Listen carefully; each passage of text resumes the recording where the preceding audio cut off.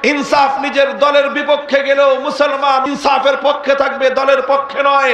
ইনসাফ নিজের নেতার বিপক্ষে গেলেও মুমিন ইনসাফের পক্ষে থাকবে, নেতার পক্ষে নয়।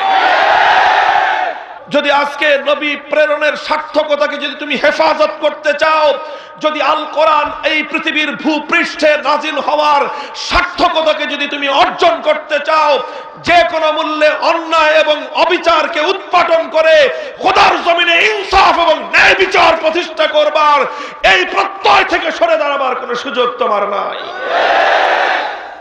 আজ আমার স্থানীয় পরিবেশ, আন্তর্জাতিক পরিবেশ, এটাকে আমরা কেউ উন্নতির যুগ বলে চিন্তা করি, কেউ এটাকে সভ্যতার যুগ বলে দাবি করি, কেউ এটাকে উন্নয়নের জোয়ার বলে আমরা সাব্যস্ত করি। কিন্তু মুহতারাম হাজরিন, যদি আজকের পরিবেশের দিকে গভীর দৃষ্টিপাত করা হয়, তাহলে একথা বলতে আমার কোনো দ্বিধা নাই যে আজকে যে অসভ্যতা এবং বর্বরতা আমার সমাজকে গ্রাস করেছে, এই অসভ্যতা এবং বর্বরতা সেই আইয়ামে জাহেলিয়ত নামক বর্বর যুগের অসভ্যতাকেও হার মানিয়েছে। আজ যেই অসভ্যতা এবং বর্বরতা আমার সমাজকে গ্রাস করেছে, আজ যে অন্যায় এবং অবিচার আজকে আমার সমাজ এবং আজকের বিশ্ব ব্যবস্থাকে জেঁকে বসেছে, এই বর্বরতা, অসভ্যতা, নৃশংসতা, হিংস্রতা আইয়ামে জাহিলিয়াতের পশুদের মতো বর্বর যুগকেও হার মানিয়েছে। আপনারা কেউ আমার কথায় মাইন্ড করতে পারেন, কারো কাছে আমার কথাটা আপত্তিকর বলে মনে হতে পারে, তাহলে আমি কিছু দৃষ্টান্ত দেব। যদি সম্ভব হয় আমার দৃষ্টান্তগুলোকে যুক্তি প্রমাণ সহ অস্বীকার করবেন। জাহেলিয়াতের যুগ, দ্য এজ অফ ডার্কনেস, সেই আরবের নবীজির আগমনের পূর্ব যুগকে জাহেলিয়াতের যুগ বলা হয়। সেই জাহেলিয়াতের যুগের অনেক নির্মমতার কথা আমরা জানি, সেই জাহেলিয়াতের যুগের অনেক বর্বরতার কথা আমরা জানি। আমরা জানি সেই জাহেলিয়াতের যুগে নারী জাতির ইজ্জত এবং সম্ভ্রম বলতে কিছু ছিল না। নারীরা সে যুগে ভোগের পণ্যে পরিণত হয়েছিল। মানুষ নারীদের ইজ্জত নিয়ে ছিনিমিনি খেলতো। কিন্তু একটা দৃষ্টান্ত দেখান, সেই বর্বর যুগে 3 বছরের কোন একটি শিশুকন্যাকে ধর্ষণ করা হয়েছে। একটি দৃষ্টান্ত উপস্থাপন করুন, সে যুগে 5 বছরের নিষ্পাপ একটি কন্যা সন্তানকে ধর্ষণ করা হয়েছে। জাহেলিয়াতের যুগের মানুষ বর্বর ছিল, তবে 3 বছর আর 5 বছরের নিষ্পাপ কন্যা সন্তানকে ধর্ষণ করবার মতো এত বড় পাষণ্ড ওরা ছিল না। আজ আমরা বর্বরতার দিক থেকে জাহেলি যুগের বর্বর মানুষগুলোকে হার মানিয়েছি। আজ আমাদের সমাজে 3 বছরের শিশু কন্যার ইজ্জতের নিরাপত্তা নাই। আজ আমার সমাজে 5 বছরের নিষ্পাপ বেগুনা মাসুম সন্তানের, কন্যা সন্তানের ইজ্জতের নিরাপত্তা নাই। যেই সমাজ 3 এবং 5 বছরের কন্যা সন্তানের ইজ্জতের নিরাপত্তা দিতে জানে না, সেই সমাজের লাল নীল বাতির ঝলকে যতই উজ্জ্বলতা দেখা যাক না কেন, সেই সমাজকে আমি বর্বর সমাজ বলতে চাই।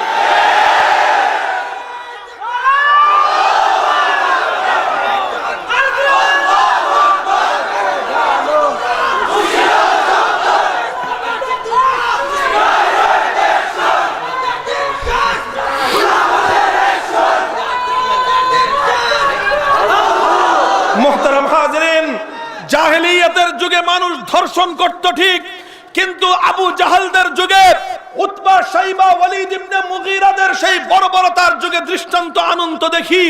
সে যুগের কোন বর্বর মানুষ স্বামীর সামনে স্বামীকে বেঁধে রেখে তার স্ত্রীকে ধর্ষণ করেছে। তার 4 সন্তানের সামনে সন্তানের মায়েকে ধর্ষণ করা হয়েছে, গণধর্ষণ করা হয়েছে। এমন একটি দৃষ্টান্ত জাহেলিয়াতের যুগ থেকে কেউ দেখাতে পারবে না। কাজেই সেই দৃষ্টিকোণ থেকে আমি বলতে চাই, আজ আমার সমাজে মায়েদের ইজ্জত নিয়ে সন্তানের সামনে যেভাবে লাম্পট্য করা হয়েছে, স্বামীর সামনে তার স্ত্রীর সম্ভ্রম ইজ্জত যেভাবে লুটে নেওয়া হয়েছে, এটি আরবের তৎকালীন বর্বর যুগের অসভ্যতাকেও হার মানিয়েছে। মুহতারাম হাজরিন, সে যুগের মানুষ কন্যা সন্তান প্রসব হলে সেই সন্তানকে জীবন্ত মাটিতে প্রথিত করত বলে আমরা বর্বর যুগের ইতিহাস কোরআন সুন্নাহর কাছ থেকে জানতে পারি। কিন্তু সে যুগের বর্বর মানুষ কোন মায়ের গর্ভে সন্তানকে গর্ভে থাকা অবস্থায় তার উপর আঘাত করেছে, তাকে তীর বল্লম মেরে মায়ের গর্ভে তাকে হত্যা করেছে বলে দৃষ্টান্ত খুঁজে পাওয়া যায় না।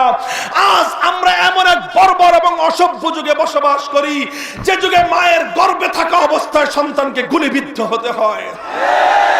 এরপরে আপনি এই যুগকে সভ্যতার যুগ বলবেন, এরপরে আপনি এই যুগকে উন্নতির যুগ বলবেন।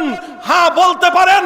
উন্নতির অর্থ যদি হয় লাল নীল বাতির ঝলকানি, উন্নতির অর্থ যদি হয় আকাশ ছোঁয়া অট্টালিকা তৈরি হওয়া, উন্নতি যদি হয় প্রত্যেকের হাতে কারি কারি টাকা থাকা, উন্নতির অর্থ যদি হয় উন্নত মানের পোশাক পরিচ্ছদ, হ্যাট আর ক্যাট আর স্যুট পরিধান করে বাবুগিরি দেখানো, তাহলে এটাকে আমি উন্নতি আপনি মেনে নিতে পারেন, উন্নতি বলতে পারেন।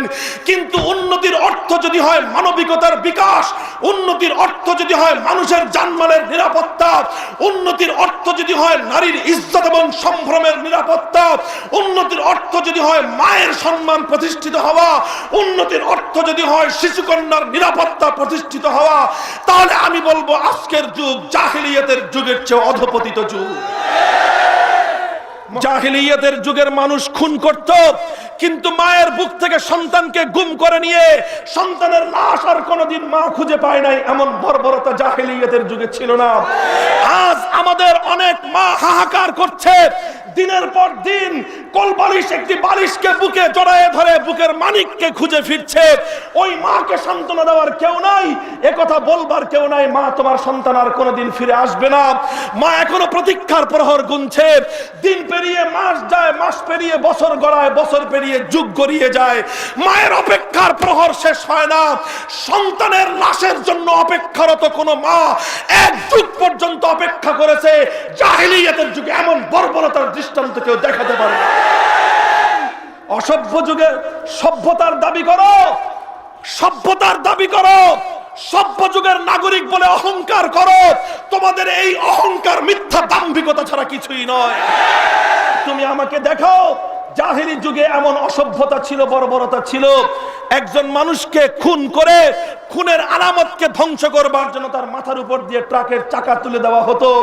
সে যুগের মানুষ খুন করত, আবার বুক ফুলায় বলতো যে হ্যাঁ আমি খুন করেছি। কিন্তু মানুষের খুনের আলামত ধ্বংস করবার জন্য মাথার উপর দিয়ে ট্রাক অথবা গরুর চাকা চালায় দেওয়ার মতো বর্বর তারা ছিল না।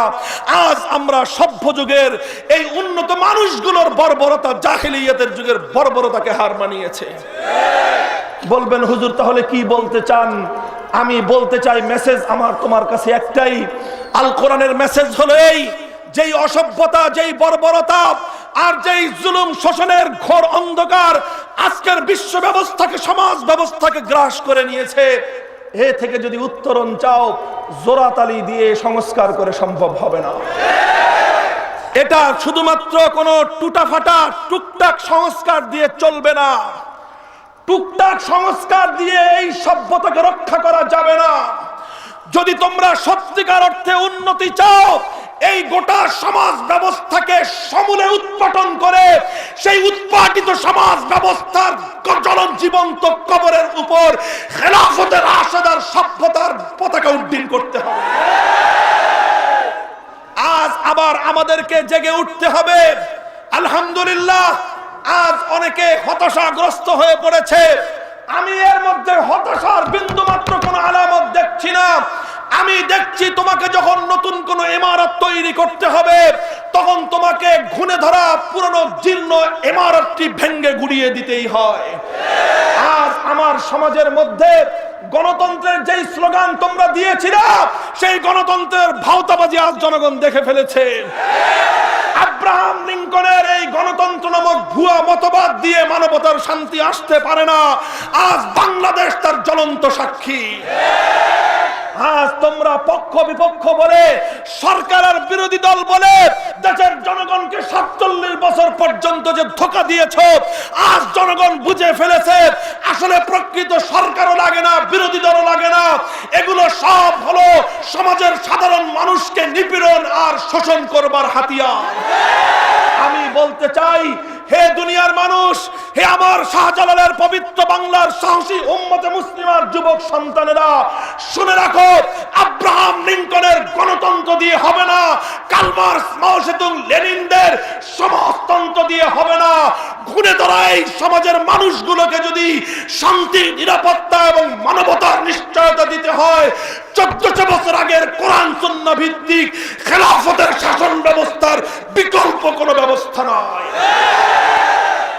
বিভিন্ন আলামতের দ্বারা স্পষ্ট ইনশাআল্লাহ ইসলামের সেই সোনালী প্রভাত অতি সন্নিকটে, ইসলামের বিজয়ের সেই সময় অতি সন্নিকটে। আজ কার্ল মার্কস, মাও সেতুং, লেনিনদের সমাজতন্ত্র জাদুঘরে চলে গেছে, সেদিন বেশি দূরে নয় যেদিন আব্রাহাম লিঙ্কন আর জর্জ ওয়াশিংটনদের গণতন্ত্র বঙ্গোপসাগরে ভেসে যাবে।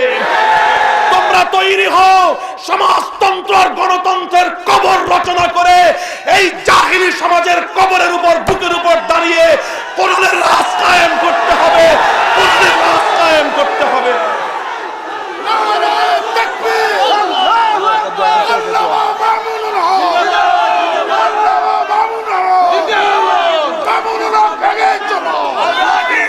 এই ঘুণে ধরা সেই সমাজকে ভেঙ্গে আল কোরআনের খেলাফতের শাসন ব্যবস্থা কায়েম করবার জন্য চোখের অশ্রু, মাথার ঘাম আর বুকের রক্ত দিতে কারা কারা প্রস্তুত, কারা কারা প্রস্তুত।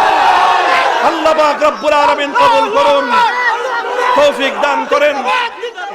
কাতিব টিভি, সুস্থ বিনোদনের অনলাইন ঠিকানা।